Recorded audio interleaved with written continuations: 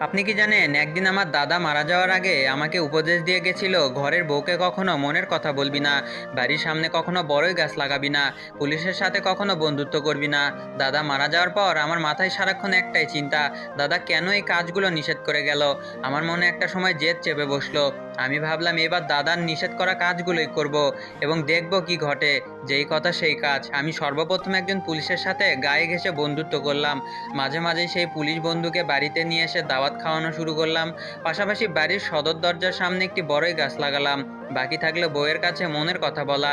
আমি বসে বসে প্ল্যান করলাম বউকে মনের কোন কথাটা বলা যায়। আমি বাজারে গেলাম এবং 3টা ডাব কিনলাম, সাথে 3টা গামছাও কিনলাম। তারপর দোকান থেকে কিছু লাল রং কিনলাম।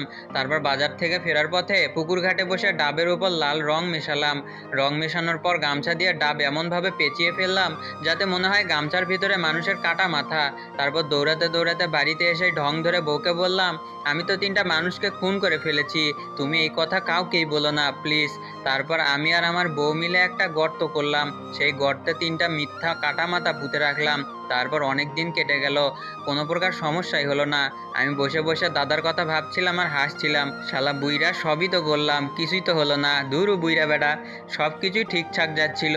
ওই কাঠা মাথার ব্যাপারটা একসময় ভুলেই গেছিলাম। হঠাৎ একদিন বউয়ের সাথে প্রচুর ঝগড়া হলো। রেগে গিয়ে বউ বলল, তোর গোপন কথা ফাঁস করে দিব, ওয়েট। বউ তখন আমার পুলিশ বন্ধুকে ডাকলো। পুলিশ আসার পর আমার বউ সেই কাটা মাথার গর্তটা পুলিশকে দেখিয়ে দিল। গর্ত থেকে পুলিশ গামছা পেঁচানো 3টা মুন্ডু বের করলো। গামছা খুলে দেখা গেল 3টা ডাব। বউ তখন বলল, এখানে মানুষের মাথা ছিল। আমার স্বামী মাথা চেঞ্জ করে ডাব রাখছে, আমি সাক্ষী। পুলিশ সাথে সাথে বলল, অ্যারেস্ট হিম। আমি যখনই দৌড় দিতে যাব তখনই সদর দরজায় বড়ই গাছের কাঁটা পায়ে লেগে পড়ে গেলাম, আর পালাতেই পারলাম না। পুলিশ আমাকে ধরেই ফেললো। মারতে মারতে জিজ্ঞেস করলো, বল মুন্ডুগুলো কোথায় লুকিয়ে রাখছিস। আমি আকাশের দিকে মুখ করে কাঁদতে কাঁদতে বললাম, দাদা আমারে বাঁচাও, আমার শিক্ষা হয়ে গেছে, আমারে বাঁচাও। আর হ্যাঁ, গল্প বইরা কমেন্ট না কইরা চলে গেলে আপনার মাথায় একটাও চুল থাকবে না বলে দিলাম।